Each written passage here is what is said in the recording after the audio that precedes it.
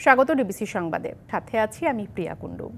চলতি মাসে জুলাই সনদ না দিতে পারলে সেই ব্যর্থতা একার জাতীয় ঐকমত্য কমিশনের নয়, জানালেন কমিশনের সহসভাপতি ডক্টর আলী রিয়াজ।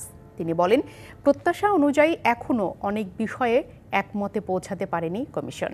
রাজধানীর ফরেন সার্ভিস একাডেমিতে রাজনৈতিক দলগুলোর সাথে বৈঠকের শুরুতে তিনি কথা বলেন। আগামী এক সপ্তাহের মধ্যে অনেক বিষয়ে ঐকমত্যে পৌঁছানো সম্ভব হবে বলে আশা প্রকাশ করেন আলী রিয়াজ। এজন্য আবারও সবার সহযোগিতা কামনা করেন তিনি। কমিশন কোনো আলাদা এন্টিটি নয়, এটা কোনো আলাদা সত্তা না। কমিশন আপনাদের আমাদের সকলের অংশীদার। ফলে যদি আমরা কোথাও কোথাও ব্যর্থ হই, সে ব্যর্থতা আমাদের সকলের, কমিশনের একার নয়। কমিশনের ব্যর্থতা যদি হয় তাহলে এটা সকলের মিলের ব্যর্থতা হবে, সেই জায়গায় আমাদেরকে বিবেচনা করতে হবে। বিএনপিকে লাল কার্ড দেখিয়েছে জনগণ। জামায়াতে ইসলামীর এক নেতার এমন বক্তব্যের প্রতিবাদে বিএনপির স্থায়ী কমিটির সদস্য ডাক্তার AZM জাহিদ হোসেন বলেন, কে কাকে লাল কার্ড দেখাবে তা জনগণই সিদ্ধান্ত নেবে। সকালে রাজধানীর রমনায় ইঞ্জিনিয়ার্স ইনস্টিটিউশনে সম্মিলিত পরিষদের জুলাই অভ্যুত্থানে কর্মসূচি পালনের আয়োজন পরিদর্শন শেষে একথা বলেন তিনি। এ সময় তিনি আরও বলেন, একটি গোষ্ঠী বিএনপিকে নিয়ে ষড়যন্ত্রে লিপ্ত, আর আইন শৃঙ্খলা পরিস্থিতির অবনতি করে নির্বাচন পেছানোর ষড়যন্ত্র চলছে বলেও অভিযোগ করেন তিনি। কে কাকে লাল কার্ড আর সবুজ কার্ড সাদা কার্ড দেখাবে, এইটি ওই কে বলল তার কথায় বাংলাদেশ জাতীয়তাবাদী দলের আদৌ সমালোচনা করার কোনো আলোচনা করার প্রয়োজন আমরা অনুভব করি না। আর যারা বলে পুনর্বাসন করে, ঝালকাঠির ঘটনা পত্রিকায় দেখলাম, কিছুক্ষণ আগে পড়ে এসেছি, ওখানে লেখা আছে কারা পুনর্বাসন করে আর কারা করে না। ধন্যবাদ। সারা দেশে ডেঙ্গুর ছোবল থেকে নিস্তার পাচ্ছে না শিশুরাও। চলতি বছরে এখন পর্যন্ত ডেঙ্গু নিয়ে 1 থেকে 15 বছর বয়সী 3000-এর বেশি শিশু হাসপাতালে ভর্তি হয়েছে।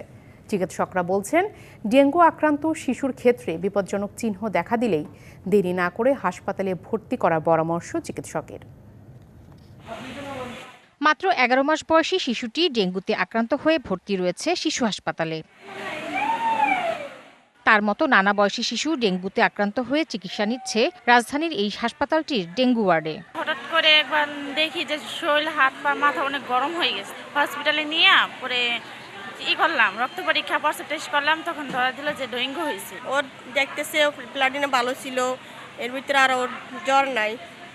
72 ঘন্টা সময় দিছিল, এখন কালকে আমাদেরকে রিলিজ করে দেবে। স্বাস্থ্য অধিদপ্তরের তথ্য বলছে, চলতি বছরে এখন পর্যন্ত ডেঙ্গুতে আক্রান্তের সংখ্যা 15,000 ছাড়িয়েছে, মৃত্যু 56 জনের। এদের মধ্যে 3187 জন শিশু ডেঙ্গু আক্রান্ত হয়েছে, মৃত্যু হয়েছে 8 জনের।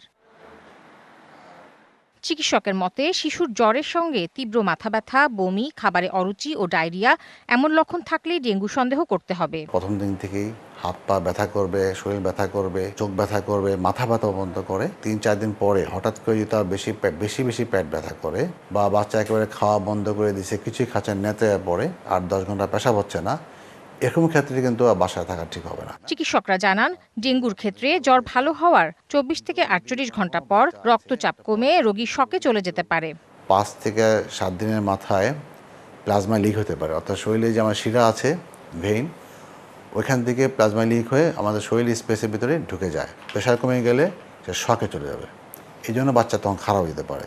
জ্বর হলেই রোগ নির্ণয় সহ নিয়মিত ফলো আপ করানোর পরামর্শ চিকিৎসকের। 4-5 দিনের মাথায় বাচ্চা খারাপ কোনো লক্ষণ দেখা দেয়। Tahsina Jesi, DBC news, Dhaka. ইউক্রেনে যুদ্ধবিরতি করতে রাশিয়াকে 50 দিনের আলটিমেটাম দিলেন মার্কিন প্রেসিডেন্ট ডোনাল্ড ট্রাম্প। এ সময়ের মধ্যে ইউক্রেনের সংঘাত শেষ করার জন্য কোনো চুক্তি না হলে রাশিয়ার ওপর কড়া শুল্ক আরোপের হুঁশিয়ারি দিয়েছেন তিনি। ট্রাম্পের ঘোষিত সেকেন্ডারি ট্যারিফস এর আওতায় রাশিয়ার সঙ্গে বাণিজ্য করা দেশগুলোর ওপরও শুল্ক আরোপ করা হবে, যা বিশ্ব অর্থনীতিতে মস্কোকে একঘরে করে ফেলবে। স্থানীয় সময় সোমবার ওভাল অফিসে ন্যাটো মহাসচিব মার্ক রুটের সঙ্গে বৈঠকে এসব কথা বলেন ট্রাম্প। পাশাপাশি ইউক্রেন যুদ্ধ নিয়ে রাশিয়ার ওপর অসন্তুষ্টির কথাও জানান ট্রাম্প। ডিবিসি সংবাদে এই ছিল এখনকার মতো। ডিবিসি নিউজের সংবাদগুলো পড়তে ভিজিট করুন dbcnews.tv, ভিজিট করুন ডিবিসি নিউজের ফেসবুক পেজ ও ইউটিউব চ্যানেল। সঙ্গেই থাকুন।